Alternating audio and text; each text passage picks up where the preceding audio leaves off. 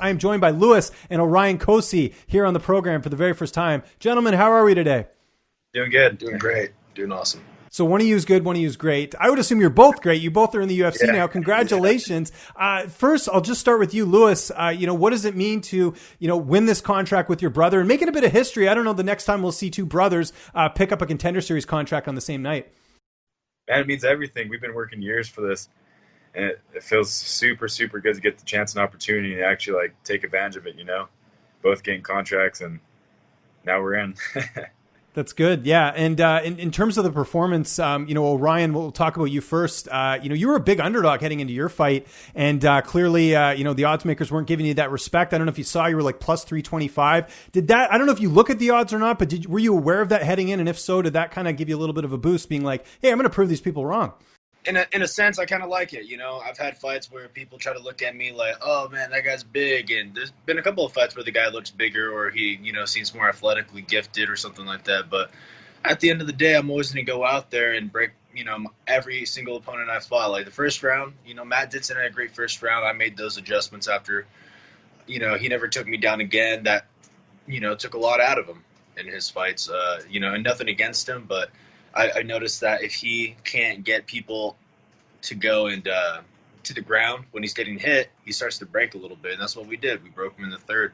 But to all the odds makers, just because you don't have footage doesn't mean you know what you're talking about. So I was about to put a bunch of money down on myself, but I was so busy and caught up with the UFC stuff that I didn't have a chance to. Did you have any friends that won money on the fight? We had a lot of friends that made a shit ton of money off of us. They were parlaying the both of us. Yeah. What? So I'm curious. Did you have anyone that won any crazy money on that? Because those are some big odds. It's not like plus 110 or something. We had one friend that put $2,000 down, and he ended up winning $19,000. Whoa, that's crazy. So it was 8-1 odds if we both won.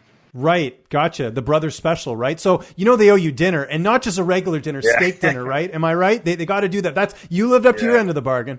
That's surf and turf. Yeah. Everyone who bet on us, everyone who fucking made money off our name owes us a dinner right now. Exactly. We'll plug your Vimeo at the end or something, PayPal. But let's talk about the fight, though. I think first round, I think people could say they gave it to your opponent. But, as the fight went on, did you feel like you were going to get the finish? Did you see that as a possibility? Or was there a sense of urgency? Because I know sometimes, too, when you're going for the finish, you don't want to overexert yourself. Were you getting a bit worried is kind of my question.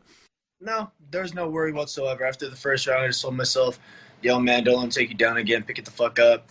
And then, Uriah and Brian, they were doing a great job of being in our corners and stuff like that. It's just one of those things where I just had to make those adjustments mentally. I usually don't think when I'm fighting. So, obviously, when I went out there, first round, he got a really good takedown. But then the other two takedowns, I think that was just for me overcommitting on my shots that I was picking and choosing. I was going out there, I was throwing heavy for a reason. I was throwing very heavy on every single combination. Everything I threw was always heavy for a specific reason. I knew he did not like to get hit, and I knew that I hit harder than anyone he's ever fought. Going into the third round, though, I straight up told my coaches, he's done. I broke him. We're going to win this. Nice. That's good. So did you buy a lottery ticket after that, knowing that you knew what was going to happen? No. I'll always gamble on myself, but when it comes to the lottery, it's hit or miss. Yeah, no, absolutely. Lewis, let's talk about you, man. Same deal, underdog. The one thing I liked about this too is that you knocked out Rania, who's a guy who's never been finished, never been knocked out, I should say. Did you see that as a path to victory in this fight, despite the fact he's pretty durable? Yeah, I watched his last Contenders fight, and he was tough, man. He got dropped a couple times, but he ended up. I thought he did really good that fight. He's pushing the pace, even though he got hurt. He's still trying to push it on him.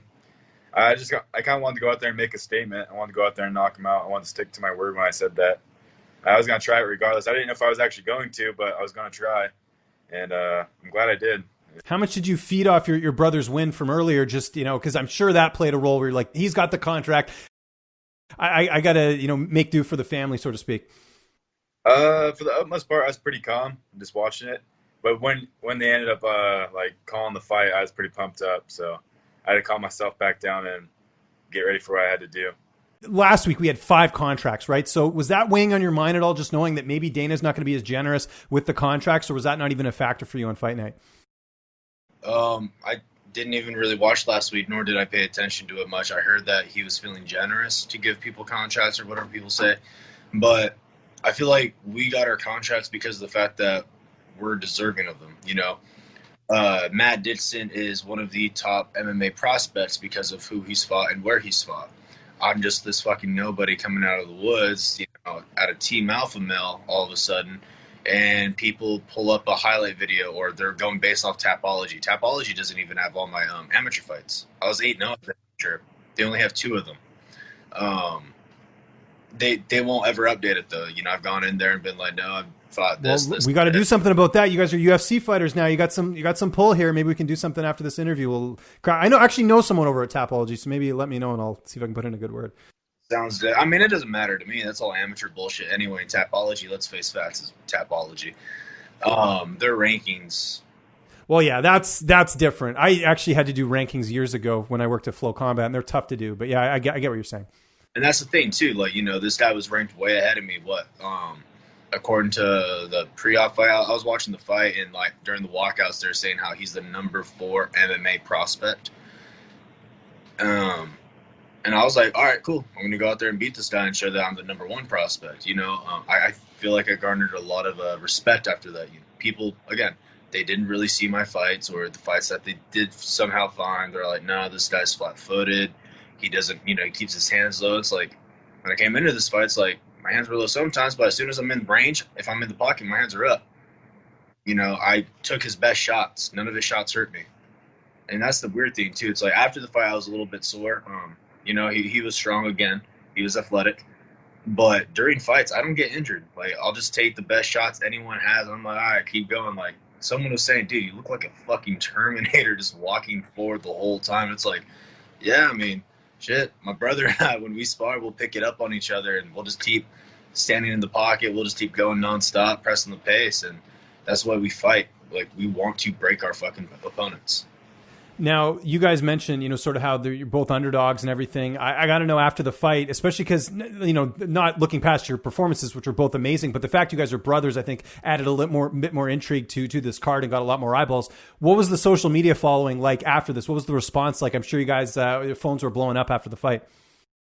Yeah, it was crazy. Kind of a surreal feeling, that's for sure. Still trying to get back to some of the new fans. Yeah. Right. Yeah. No, I bet. No, that's great. How did you guys celebrate after the fight? Because obviously you found out you got the contract and everything, so that must have been just awesome, whatever you guys got up to. We ended up going to our manager's house and this pretty much just bullshit and eating some food. Then we rewatched the fights on the big screen over at his house. Yeah, which I heard's a pretty good setup. I know they had a big party there last week when Chito Vera won, so Jason's got it made out there by the sounds of it. Yeah, it was nice, man. It was great hospitality. He's an awesome guy. Yeah. So the obvious question, I mean, you've had a couple of days to sort of sink this in here. When are you guys looking to come back? And obviously, too, do you guys want to fight on the same card, or do you want to split things up? Do you want to carve your own paths together, or is this like a package deal going forward? We got to talk to our manager tonight, and we're going to find out what's up. Okay, so, but ideally for both of you, I don't know if you guys are different or not, but do you have sort of a timeline of when you'd like to get back in there? Because I noticed, I don't know if you guys are aware of this, TJ Laramie, who won last week, he's already got his next fight booked in the UFC, so it seems like they really want to pump these guys on the UFC cards if there's some openings. I didn't get injured or nothing. I'm down for whatever. You guys are ready to go, huh? Next month, I'm ready.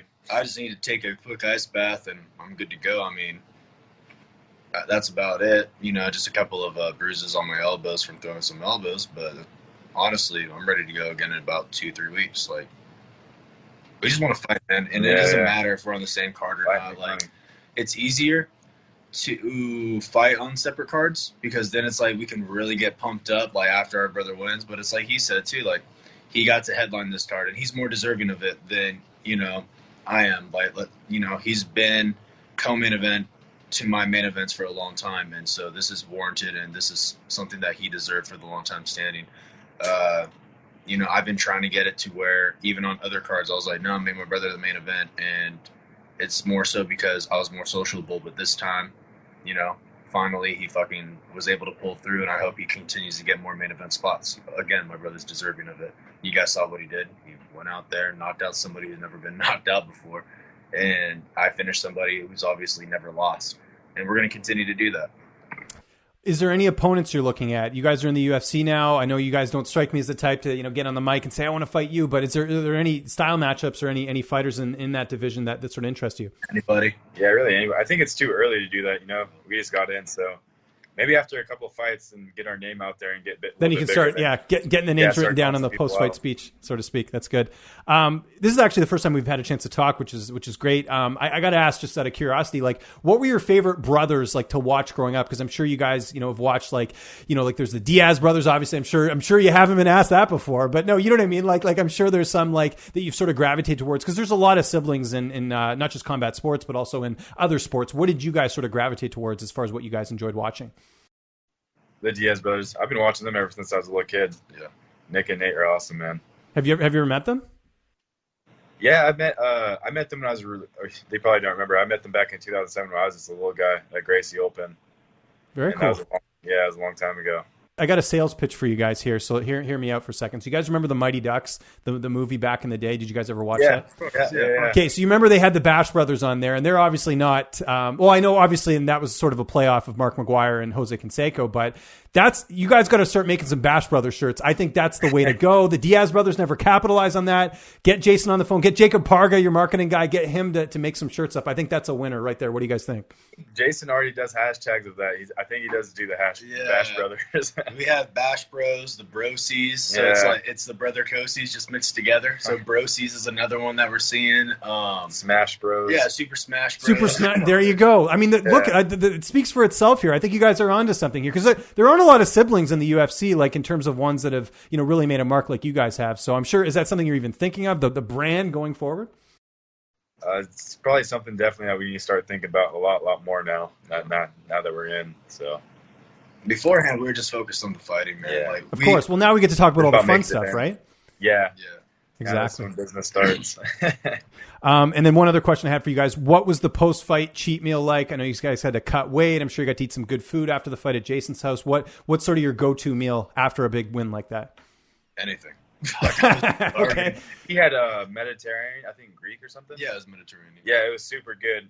Usually what I try to get at is like sweets. I love pie, man. I don't know. Okay.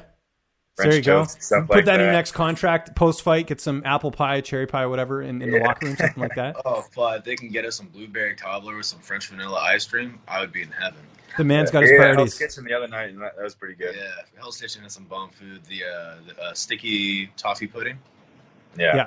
Oh, that sounds delicious. I feel like I got to, hang up on this call and go get some right now. What about, I don't know if you guys drink at all. Did you have any drinks over at Jason's house? If so, what's your drink of choice?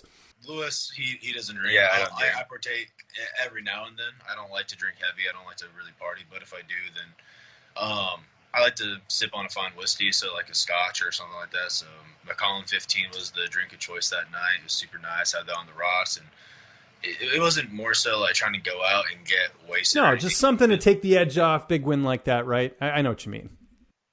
No, even then, I enjoy like having again, there was no nerves going into that fight. I don't get nervous going into a fight. If anything, like the hardest part for me is always the weight cut and the training. The fight is always the easiest part. It was a tough fight again, but that's always the easiest part for me. It's the funnest part. I get to go out there and try to fucking hurt somebody, so it's cool. No proper 12 though, I don't think, right? Nothing against it, but it's watered down Jameson. There you go. Sounds good. Guys, this is awesome. Thanks so much for taking the time. Really appreciate it. Really looking forward to seeing you guys make your UFC debut. In the meantime, if you guys have any sponsors you want to plug, any social media you want to mention, anything like that, the floor is yours. I'll give you guys the last word. Get Right, Royal Chiropractic, everybody back at home that donated, all that, fucking York Tribe. Yeah, pretty much everybody back at home, man. We have a lot of love and support coming into this, where we're from. It's a small town and a whole lot of people. We're the first people to ever make it to the UFC from where we're from, really onto the big stage, so shout out to everybody back at home. We love you guys.